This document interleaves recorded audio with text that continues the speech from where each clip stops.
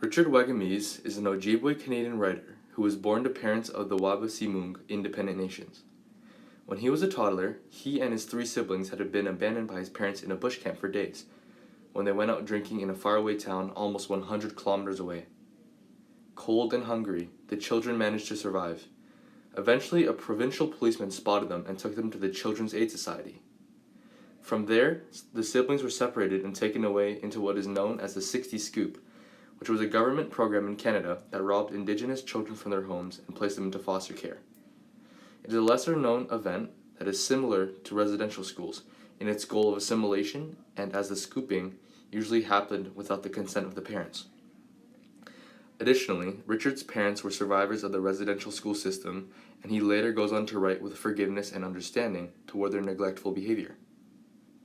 About 25 years after he was placed into the foster care system, he was reunited with members of his birth family.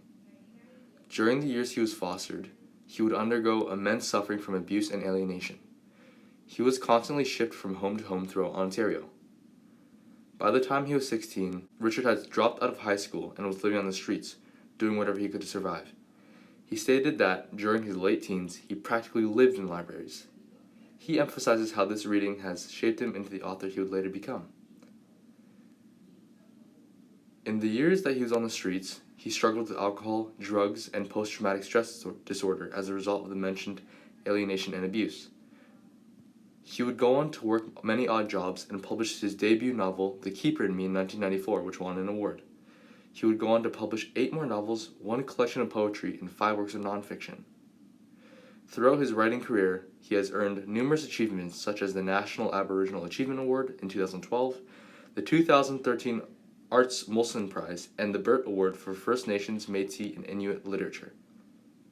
Overall, he was a very influential writer to Indigenous and non-Indigenous people alike, and his stories continue to inspire and hold significance.